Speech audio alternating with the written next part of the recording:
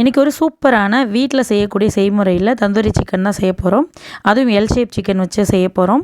So L ஷேப்னால் அந்த தொடை வரைக்கும் கட் பண்ணி வாங்கிட்டு வர்றது தான்.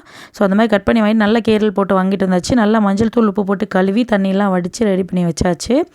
இப்போது இந்த சிக்கனை வந்துட்டு மேரினேட் பண்ணுறதுக்கான மசாலாஸ் என்னென்ன தேவையோ அத்தனையும் ரெடி பண்ணி வச்சாச்சு. இப்போ நம்ம கலக்கிற பிளேட்லேயோ பாத்திரத்துலையோ தயிரை சேர்த்துக்கலாம். ஒரு சின்ன கப் அளவுக்கு நான் கெட்டி தயிர் சேர்த்துருக்கேன். கூடவே 2 டேபிள் ஸ்பூன் அளவுக்கு கார்ன்ஃப்ளவரும் சேர்த்துக்கிறேன். அது கூடவே 2 டேபிள் ஸ்பூன் அளவுக்கு தனி மிளகாய் பொடி, கூடவே ஒரு 1½ டீஸ்பூன் அளவுக்கு மிளகும் சீரகமும் வந்து தனித்தனியாக உடச்சி வச்சுருக்கேன். அதையும் சேர்த்துட்டு கரம் மசாலா கொஞ்சம், கூடவே 2 டேபிள் ஸ்பூன் அளவுக்கு இஞ்சி பூண்டு பேஸ்ட் இதையும் போட்டுட்டு கொஞ்சமாக லெமன் ஜூஸ், தேவையான அளவு உப்பு, அப்புறமா மஞ்சள் தூள் இதெல்லாம் போட்டு நல்லா மிக்ஸ் ஆகிற வரைக்கும் நல்லா கை வச்சு கலக்க போகிறோம். இவ்வளோ தான் மசாலுக்கு நம்ம சேர்த்துருக்கோம். வேறு எதுவும் தனியாக கடையில் விற்கிற மசாலா எதுவுமே சேர்க்கலை. ஸோ இதுவே போதுமான அளவாக இருக்கும், நல்ல ஃப்ளேவர் கொடுக்கும். ஸோ இது நல்லா கலந்துக்கலாம். கலந்துட்டு கீரல் போட்ட பகுதியெல்லாம் நல்லா மிக்ஸ் பண்ணணும். அதுதான் முக்கியமான விஷயமே.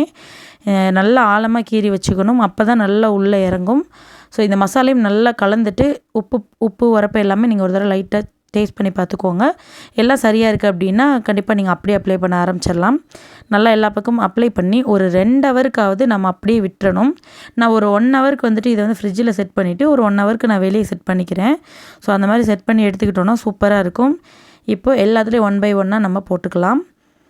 போட்டு நல்லா அந்த கீரலில் பார்த்திங்கன்னா நல்லா டீப்பாக அப்ளை பண்ணுற பார்த்திங்களா, அதே மாதிரி நீங்களும் அப்ளை பண்ணிங்கன்னா நல்லா உள்ள வரைக்கும் இந்த மசாலா இறங்கி சாப்பிடும்போது நல்லா சாஃப்டாக ஜூஸியாக இருக்கும். வெளியே நல்லா கிறிஸ்பாக நல்லா கறி வெந்தும் நல்லாவும் இருக்கும். இப்போ 2 ஹவர் ஊறினதுக்கப்புறமா நம்ம தவா அடுப்பில் வச்சு எண்ணெய் விட்டுக்கலாம். எண்ணெய் அளவாக ஊற்றினா போதும், நீங்கள் நிறைய முங்கி பறிக்கிற அளவுக்கு ஊற்ற தேவையில்லை. இப்போ சிக்கன் அப்படியே தூக்கி வச்சுட்டு சிம்மில் வச்சுருங்க.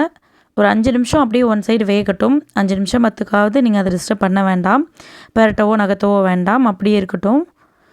ஒரு 5 நிமிஷம் 6 நிமிஷம் ஆனதுக்கப்புறமா நம்ம அதை மெதுவாக பெரட்டி போட்டு திரும்ப 2வது பக்கமும் ஒரு 5 நிமிஷத்துக்கு வந்து அப்படியே சிம்லேயே வச்சு வேக விடணும். அப்படி வேக விட்டால் தான் நல்லா உள்ள வரைக்கும் சிக்கன் வந்து நல்லா வெந்திருக்கும்.